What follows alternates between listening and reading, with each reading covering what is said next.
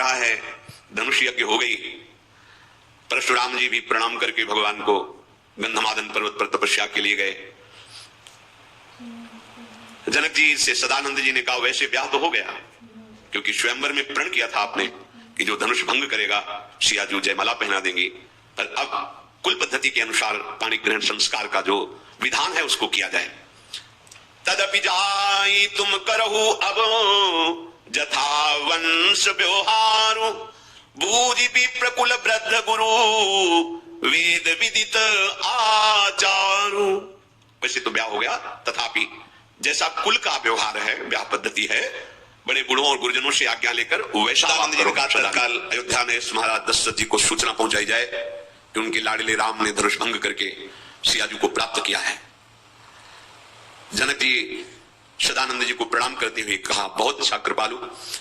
उसी समय बड़े ही सुजान दूतों को बुलाया गया और आकर सिर नवाए। विदेहराज जनक जी ने कहा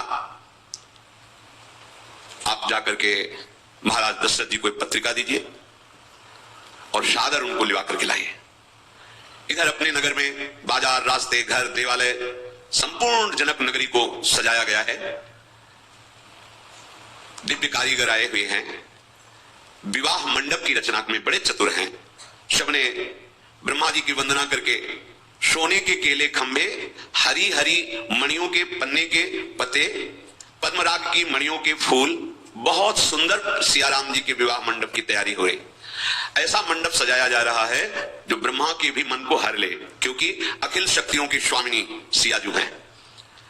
दिखाई दे रहा है बांस पर वो हरी हरी पन्ने की मणियों से बनाया गया है और सोने की सुंदर नाग बेली उसमें लिपेटी गई है। नाग बेली के बीच बीच में ऐसी पच्चीकारी की गई है जिसमें मोतियों की सुंदर झालरें मन को हर रही है। माणिक, पन्ने, हीरे, फिरोजे, इन रत्नों की ऐसी पच्चीकारी की गई है। लाल, हरे, सफेद, विविध प्रकार के फूल, कमल, ऐसे ये सब मणियों से। और मणियों के ही सुंदर पक्षी बनाए गए हैं। जब वायु चलती है तो उनसे अलग अलग आवाज निकलती है। नीलमणि की सुंदर आम के पत्ते बनाए, सोने के आम की मोर बनाई, रेशम की डोरी से सुंदर रत्नों के फल बनाए आम के। ऐसा विशाल विवाह मंडप की तैयारी हो रही है। जिसने इस मंडप को देखा उसे 14 भुवन की रचना फीकी लगने लगी, क्योंकि जिस नगर में साक्षात महालक्ष्मी कपट से सुंदर स्त्री रूप धारण करके विराजमान सियाजू के रूप में, जैसे महालक्ष्मी द्वारिकाधीश भगवान के श्री पटरानी स्वरूपा रुक्मिणी जी, सरस्वती की भी सामर्थ्य नहीं कि जो सियाराम जी के विवाह मंडप तैयार किया गया उसकी शोभा का वर्णन हो। इधर अयोध्यापुरी में प्रवेश किया जनकपुरी के प्रवीण दूत ने। दरबार में पेश महाराज दशरथ जी को प्रणाम किया और कहा महाराज विदेहराज जनक ने आपको एक पत्र भेजा है। विदेहराज जनक ने? क्या हुआ, तुम पहले कुछ बता सकते हो? हाँ महाराज, आपके लाडले राम ने विश्व विजय की, धनुष भंग करके जनक नंदिनी सियाजू को स्वीकार किया, प्राप्त किया है। महाराज के तो रोम रोम पुलकित हो गए। दशरथ जी के आनंद अश्रु चलने लगे। हाथ में चिट्ठी, हृदय में राम रूप है। बार बार चिट्ठी को भी खोला नहीं, हृदय से लगाते हैं, चूमते, फिर हृदय से लगाते हैं। धैर्य धारण किया। सभा बैठी हुई है।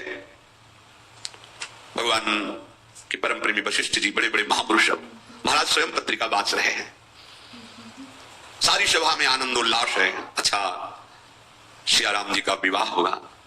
भरत जी अपने मित्रों के साथ खेल रहे थे, उन्होंने जो भी सुना भाग करके आए और दशरथ जी के इधर शत्रुघ्न भरत जी, क्या क्या चिट्ठी में लिखा है?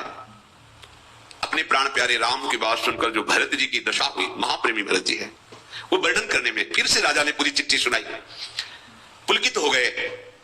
इतना अधिक स्नेह बढ़ा कि भरत जी देश शुद्ध विस्मरण कर रहे हैं। महान प्रेमी भरत जी, राम प्रेम का मूर्तिमान स्वरूप भरत जी हैं। भरत सरिस को राम स्नेही, जग जप राम, राम जप जी ही।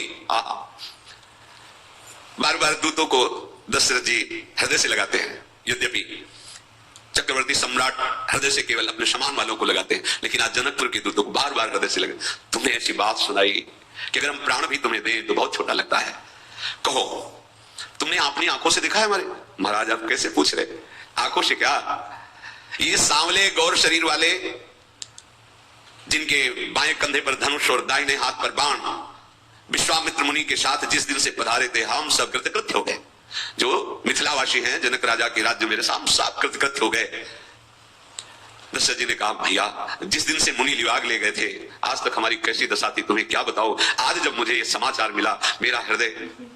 दूतों ने कहा राजाओं के मुकुटमणि महाराजा धीराज चक्रवर्ती सम्राट आपके समान त्रिभुवन में कोई नहीं है।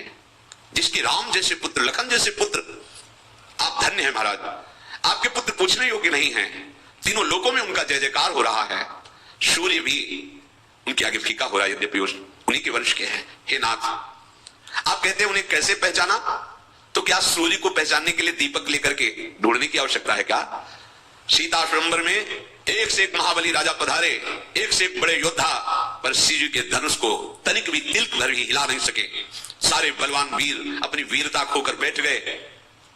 सांप की शक्ति को भगवान शिव के धनुष ने अपहरण कर लिया। अरे जिसने खेल खेल में कैलाश को उठा लिया वो रावण, और जो सुमेर को भी तोड़ सकता है ऐसा बलवान बाणासुर, ये हिला भी नहीं सके धनुष को। उसी धनुष को आपके लाडले राम ने से खेल खेल में उठाकर तोड़ दिया। महाराज इसके बाद की बात तो सुनो।